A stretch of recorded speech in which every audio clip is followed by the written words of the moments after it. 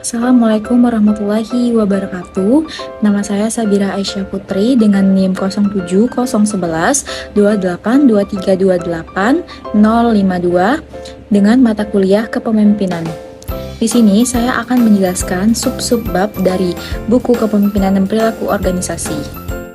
Baiklah, yang pertama saya akan menjelaskan bab 1, yaitu pendekatan dan ruang lingkup perilaku dan budaya di dalam organisasi.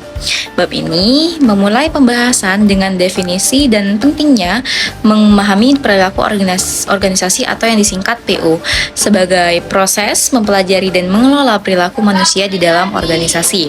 3 elemen utama di dalam PO mencakup perilaku individu, perilaku antar individu, dan juga perilaku kelompok. Bab ini juga menyoroti faktor-faktor internal seperti struktur organisasi dan teknologi, dan juga faktor eksternal yaitu sistem sosial yang mempengaruhi dinamika perilaku di dalam organisasi. Bab ini juga mencakup jenis-jenis budaya organisasi yang meliputi budaya adhokrasi, budaya klan, budaya hierarki, dan juga pasar. Pemahaman mendalam tentang budaya organisasi ini memungkinkan organisasi untuk memilih dan menyesuaikan budaya yang selaras dengan visi dan nilai-nilai mereka demi meningkatkan keterlibatan karyawan dan juga produktivitas. Bab 2 yaitu hubungan individu karyawan atau organisasi dan retensinya. Bab kedua ini mengulas pentingnya hubungan antara karyawan dan juga organisasi, terutama dalam konteks retensi atau keberlanjutan mereka di dalam tempat kerja. Hubungan ini merupakan faktor yang paling penting yang mempengaruhi kinerja dan komitmen karyawan terhadap organisasinya. Bab ini juga menjelaskan pendekatan untuk memahami motivasi karyawan dan bagaimana organisasi dapat menciptakan lingkungan yang mempertahankan karyawannya dengan menciptakan hubungan positif antara perusahaan dan karyawan. Tingkat retensi dapat ditingkatkan sehingga mengurangi biaya rekrutmen dan juga pelatihan kerja. Yang selanjutnya ialah bab 3 yaitu persepsi dan penilaian kinerja. Bab ini membahas pentingnya persepsi dan penilaian kinerja di dalam mempengaruhi kinerja organisasi secara keseluruhan.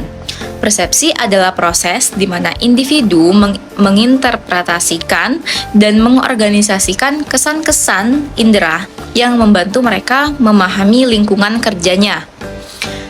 Persepsi ini dipengaruhi oleh pengalaman masa lalu, kondisi sosial, dan juga faktor-faktor individu. Lanjutkan dengan bab 4 yaitu teori motivasi kerja. Bab ini mengeksplorasi teori-teori motivasi yang relevan di dalam konteks kerja, membahas faktor-faktor yang mendorong seseorang untuk bekerja lebih keras atau menjadi lebih produktif. Teori kebutuhan ini menjelaskan bahwa kebutuhan-kebutuhan individu seperti kebutuhan akan penghargaan atau rasa pencapaian sangat mempengaruhi motivasi mereka dalam bekerja. Setelah ada teori kebutuhan, ada juga teori 2 faktor yang menyatakan bahwa terdapat faktor-faktor yang menyebabkan kepuasan atau motivators dan ketidakpuasan kerja atau hygiene factors yang berbeda-beda.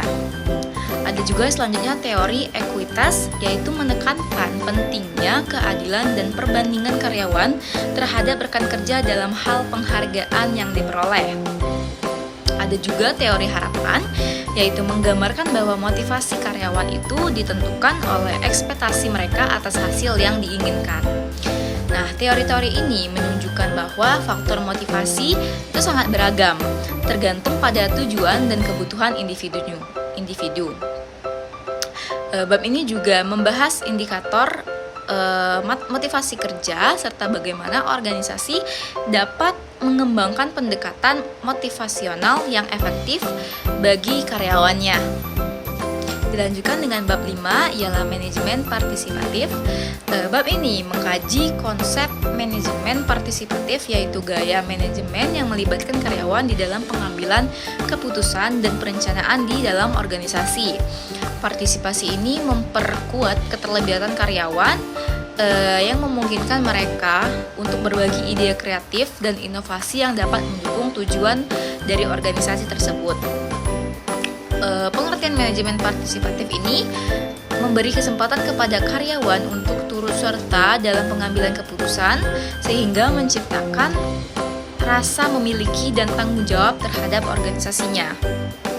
Keuntungannya ialah mencakup peningkatan motivasi, produktivitas, dan kepuasan kerja yang memungkinkan mereka untuk merasa dihargai dan berkontribusi terhadap visi dan misi perusahaan.